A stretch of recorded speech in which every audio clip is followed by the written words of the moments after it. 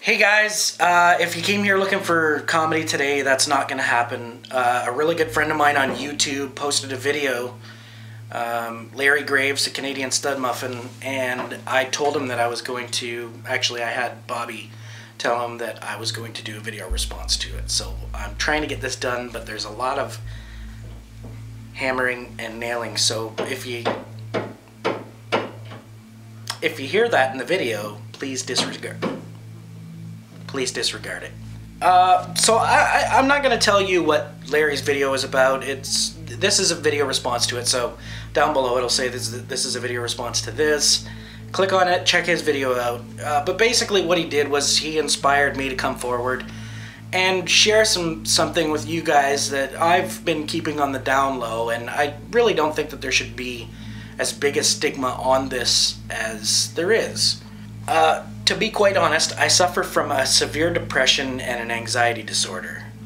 It's a social anxiety disorder. There's a whole bunch of different names for it. It's been called agoraphobia. It's been called social anxiety. It's been called social phobia.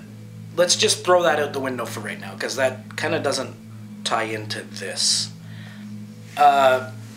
Basically what I'm talking about is depression and suicide.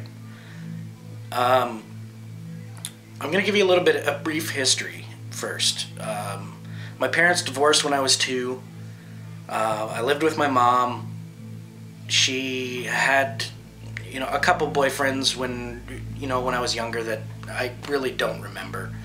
We'll just say there was one that stands out in my mind. And he wasn't a very nice guy to my mom or to us kids. So we'll just leave it at that I was abused as a child.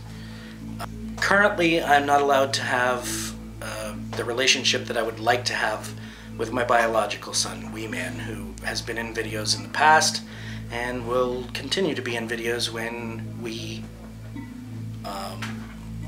have the opportunity to spend that time together. That is where my depression comes from. So there's the past. In 2003, 2004, I had an aunt take her own life. Now, she had attempted a few times before that, and she was a manic depressive, I believe. But in 2003 or 2004, I can't remember, she succeeded and took her own life. And it was really hard on all of us, not just my family, my immediate family, but the entire family. I mean, she was a well-liked lady.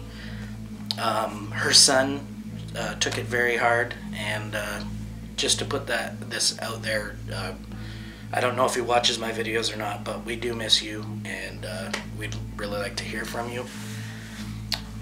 Back to the topic, though, a lot of people that I know, and you may be one of them, would say that someone who takes their own life is selfish.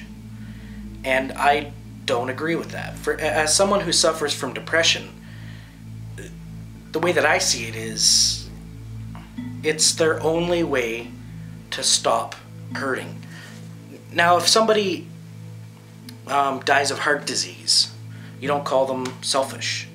If somebody dies of cancer, you definitely don't call them selfish. If somebody dies in a terrible car crash and they died because they bled out and their religion doesn't agree with blood transfusions, you can't say that that person is selfish. Maybe suicide is their only option. Maybe they don't have someone to listen to them, or someone to vent to, or someone to confide in. And if there is anybody out there who is contemplating suicide, or really depressed and has no one to confide in, or no ears to lay their problems on, please email me. My email will be in the description. It's endlessgrind78@gmail.com. Think for a moment. There are all kinds of medications out there for depression, and they don't all work for everybody. Some of them probably don't work for anybody. Some medications even increase suicidal thoughts. Actually, most antidepressants do. That's one of the major warnings. If you experience suicidal thoughts or actions or any type of thought of hurting yourself, you're to contact your doctor immediately. So we can't say that, oh, if this person was on the right medication, they wouldn't have done that.